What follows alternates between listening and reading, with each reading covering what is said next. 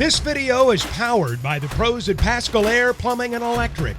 Arkansas owned, Arkansas operated. GoPascal.com. Out swinging, jumped on us quick after first hitter made an out, and then a couple singles, double, and well, we found ourselves down two runs. And I thought there, I think it might have been, it was either the third or the fourth inning when Peyton Holt went, got up pretty good and robbed that base hit.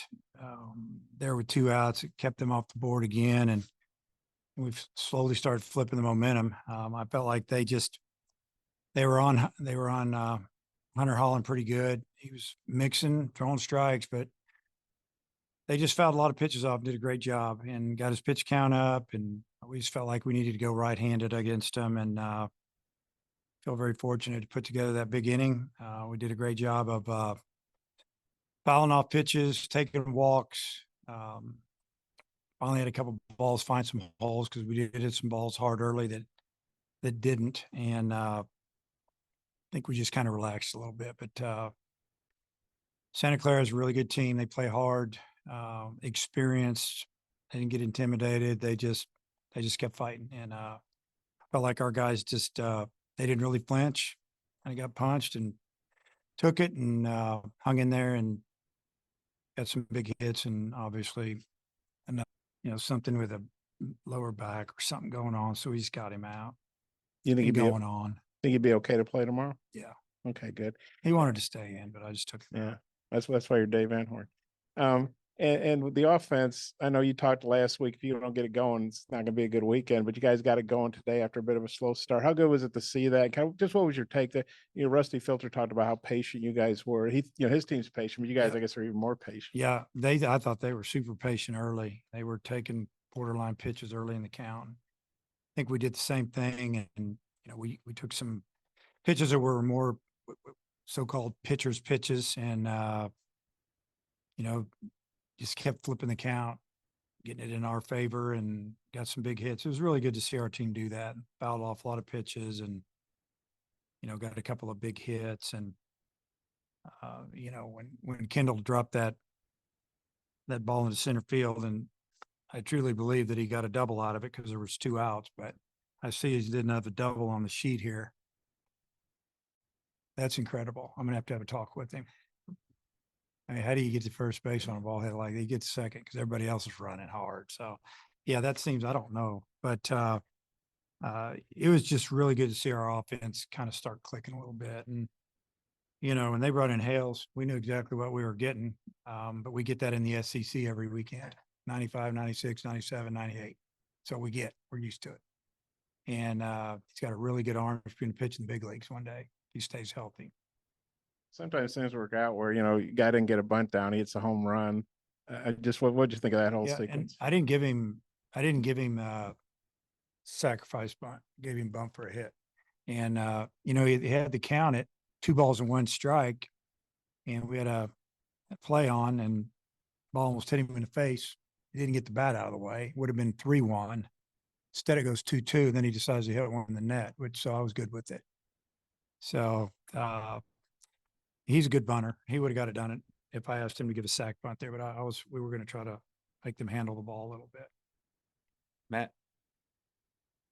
Go ahead. I don't know. I don't look at the board. What'd you get? Yeah, that's usually where he pitches. Now, if he knew he was going to throw one inning, he would go 94, 95. But he usually pitches 91, 93. But he'll go down a little lower as well. Because he throws about 5 different pitches, and that's his thing, changing speed. But I just feel like that they were on him, and it just didn't, it just wasn't a good matchup. So we just said, we're going to need to make a move here, and it worked out.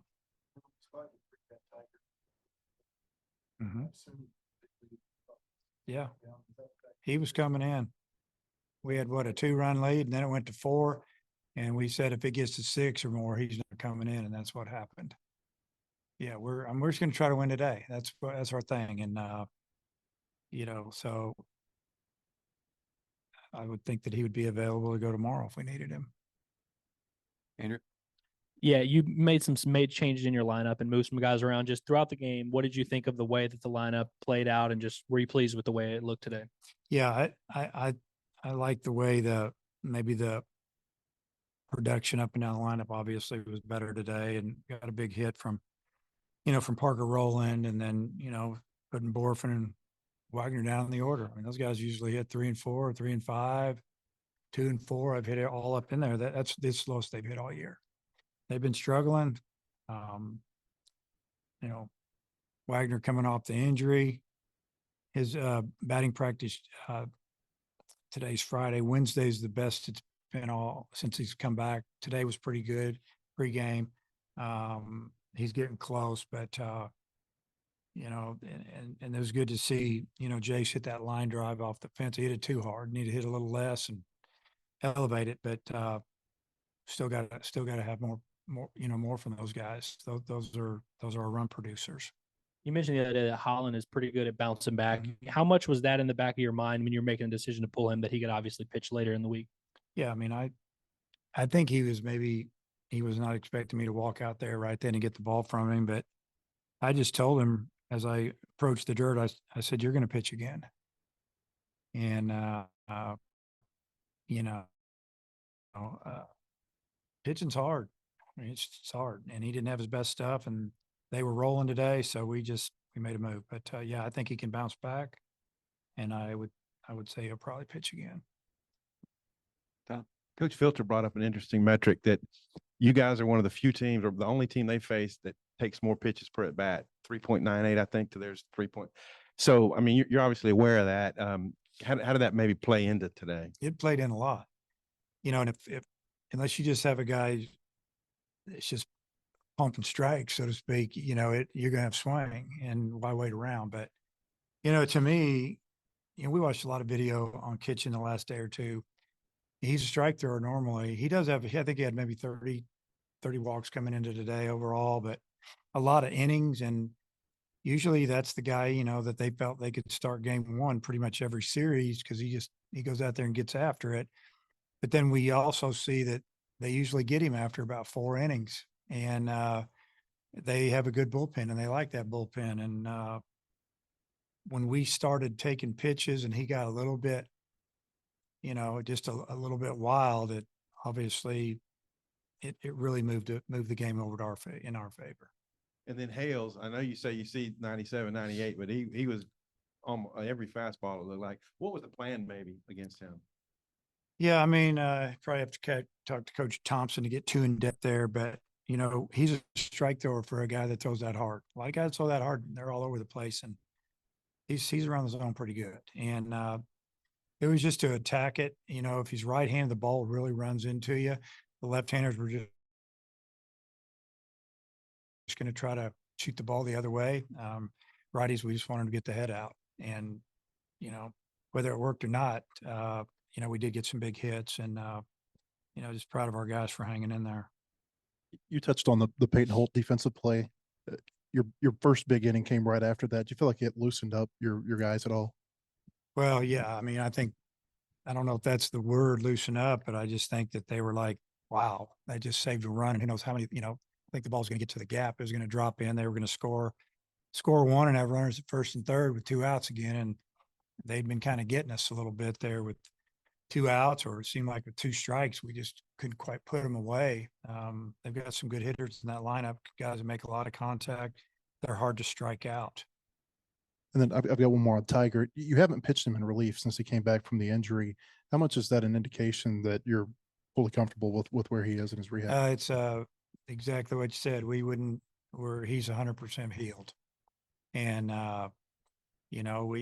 we just informed him today, because we discussed how this game was probably going to go when we realized, how it could go, because they're that good, that if we have a chance to win the game, and we've already used a couple of guys, we've got to finish it with him if we have that opportunity. And he was all about it. So, obviously if we would have went smooth, and however it goes tomorrow, and, we're playing a game 3 and we hadn't pitched him, we were planning on starting him. Still might start him, but, we're just going to try to win. I assume Hagan will start tomorrow, but I don't want to assume. Is he going to start tomorrow? I would assume that he probably would. And I'll wait and see who wins first. Probably won't matter, but I'll tell you after the game tonight if you're still up. Hey, I'll be here, man. You come. I'll come looking for you. Okay. And then McIntyre, how'd you think he pitched? And 85 pitches on a hot day, is it possible he could come back later this Oh, he'll be weekend? able to come back. He's joking around with me out there. He'll be ready for Saturday. I said, tomorrow, Saturday. And he goes, yeah, I know. I said, maybe Sunday, maybe Monday. If it's, we'll see how it goes. But, yeah, he likes throwing. He doesn't use a lot of energy throwing. He doesn't try to throw 95 because he can throw hard, but he just tries to pitch it upper 80s, 90, 91, moving around a little bit. But we'll just have to see. I would say Sunday he would be able to pitch a little bit if we needed him. Well, obviously he ate up innings for you, and he kind of bridged things, gave the offense a chance to get going. Just what you think of how he came through for y'all today? We wouldn't have won if he wouldn't have come in there and slowed him down and gave us an opportunity to gain a little confidence and score some runs. But, if you're an offense and you're trying to chase 2 runs in 3, 4, and 5, it gets tough. And, he got out of that one inning at a runner at third and 1 out and got a pop up and another pop up. That was big, getting us back in there. And then I think we came and scored some more runs. So he did a great job. I mean, he's done a great job the second half of the season when we started using him out of the pen more, and he's been the guy. BetOnline.ag is your #1 source for all your basketball info, stats, news, and scores. Get the latest odds and lines, including the latest player reports for this year's pro basketball playoffs. BetOnline is always your sports information headquarters this season, as we have you covered for all your sports wagering needs. Basketball, MLB, NHL hockey, right down to UFC and boxing. BetOnline is the fastest and easiest way for you to get your betting info, including live betting options and your favorite casino and card games you can play right from your home. Head to the website today or use your mobile device to get in on the action. Be sure to use our promo code BELIEVE to receive your 50% welcome bonus on your first deposit. That's BLEAV. BLEAV. Bet online, where the game starts.